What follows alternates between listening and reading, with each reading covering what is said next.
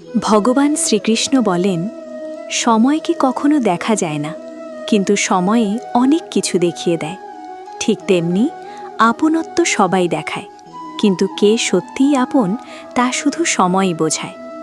তাই কেন কারো কাছে নিজেকে প্রমাণ করতে ব্যস্ত হও? ভুলে গেছ, এটা কলিযুগ। এখানে মিথ্যাকে মানা হয় আর সত্যকে আঘাত করা হয়। তাই বিশ্বাসটা শুধু ভগবানের উপরেই রেখো, কারণ তার কাছে নিজেকে প্রমাণ করার দরকার হয় না।